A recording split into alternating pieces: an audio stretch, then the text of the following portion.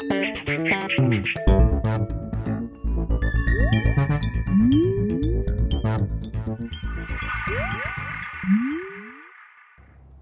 everyone and welcome to The Vortex, where lies and falsehoods are trapped and exposed. I'm Michael Vorse, coming to you from Rome. Next year, which is almost here, marks the 50th anniversary of the opening of Vatican II. And right now in this year, we are barely a breath beyond the 100-year anniversary of St. Pope Pius X's dire warnings about modernism. Lots of Catholics, heck, nearly all of them, haven't even heard the word modernism, much less know what the Holy Father was talking about. But in short, it was and is a movement which, as he said, synthesizes, pulls together all heresies, and creates one massively united enemy of the Church. And the problem is this: modernism is the enemy which lies within the Church. This is what Pius warned against so ardently, that he demanded that Catholic clergy and instructors actually take an oath against it. You heard right, a put up your right hand and sign the actual paper oath. That started in 1910 and was ended about 50 years later, right around the time of Vatican II. As we said earlier this week, I'm 50, and like many other 50-year-olds in the Church, we have been the first-hand eyewitnesses to the destruction of much that followed in the wake of Vatican II by the very interests that St. Pius X warned against. We 50-year-olds grew up in the Church that was in many ways giving way to modernism. Now, back in the day, it was cool and in vogue to be with it. That was the expression in the 60s and 70s, with it. But no one ever said exactly what it was. Well, it's pretty darn clear now that it was modernism. And if you don't believe it, just take a look around. Heresy, some of it bold and affronting, some of it subtle and coy, has gripped the Church in practically every aspect of her life. This truth needs to be told, and it needs to be told loudly. You see the loudmouth modernists in seminaries and chanceries and social movements in the Church who needed to raise a ruckus so they could overthrow the established order back in the day, in the 60s and 70s, when we 50-year-olds were snotty little kids. They have now settled into, quite comfortably, every corner of the Church. They don't need to be loudmouths anymore. They control the levers of power. What's for them to shout about?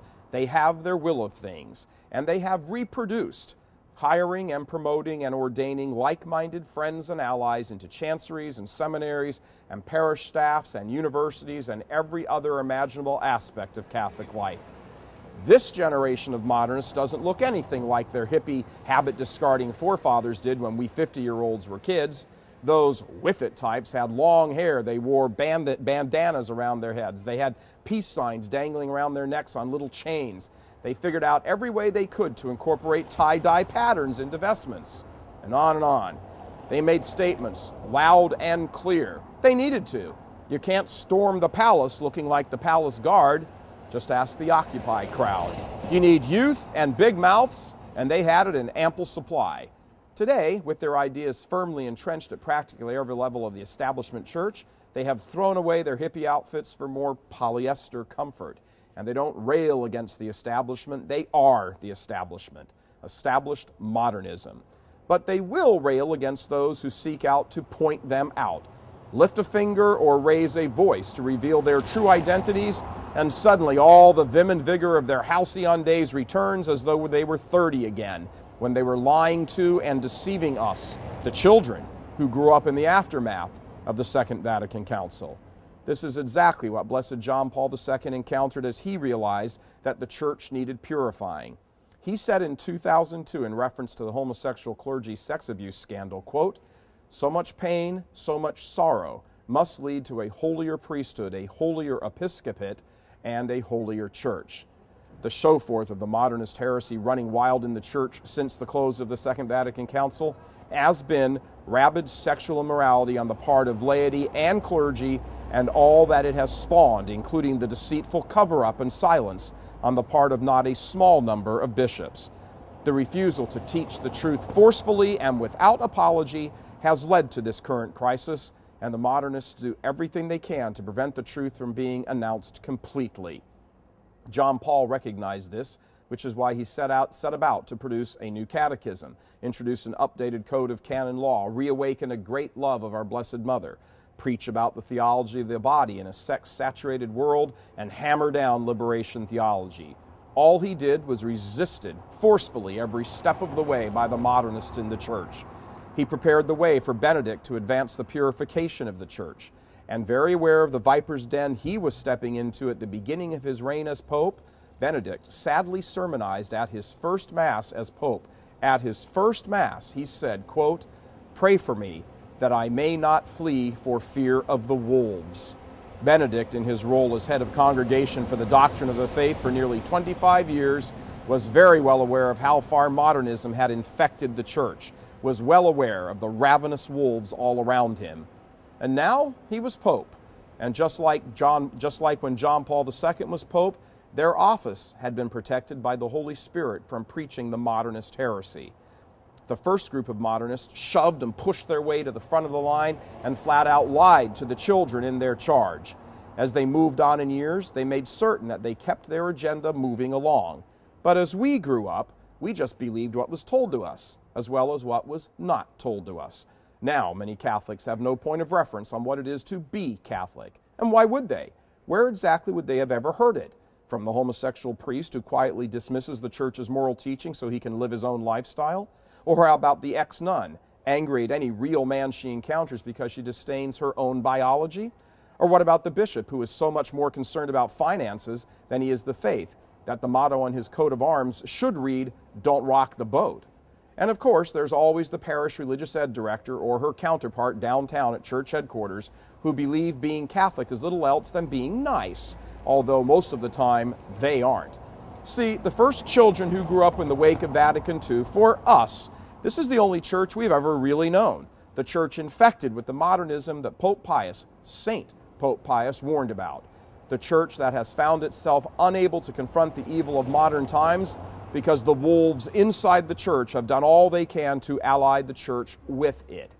The modernists in the church who emerged from underground immediately after Vatican II to seize control have this exact vision of the world in mind, an immoral place devoid in every possible way of God, where human intellect, such as it is, reigns supreme, and we are no longer beholding to those antiquated medieval thoughts like objective morality, especially in the areas of sexual license. So they grabbed control of one of the institutions, the only institution on the face of the earth that was capable of battling the evil, and neutered it.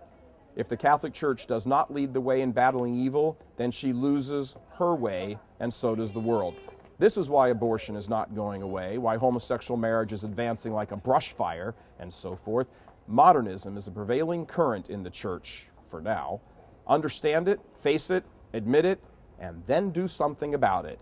And if you are one of the eldest children of Vatican II, the 50-year-olds, come to terms with the reality that we were lied to and we were robbed, and even to this day, our inheritance has still not been returned to us. The modernists, the ones who lied to us when we were altar boys and in grade school, their offspring, who now run things, are refusing to give back to us what is ours by right, the authentic Catholic faith. They want us to be content with false ecumenism and Protestantized masses, and handing money over for social justice, and bringing in converts who have only been taught some of the faith. They pay lip service to the Pope, but they fight him continually. They want us to accept a church in retreat, while at the same time they insist that it is not in retreat. And when we don't, they smear us with terms like angry, uncharitable, mean-spirited. Wrong. We were the ones lied to and robbed, and we want back what has been taken from us. And just like they did when we were children, if we can't have what we actually want, what is actually ours, then we're going to take it. But our weapons will be truth, the ultimate antidote to the poison of sin, and knowledge.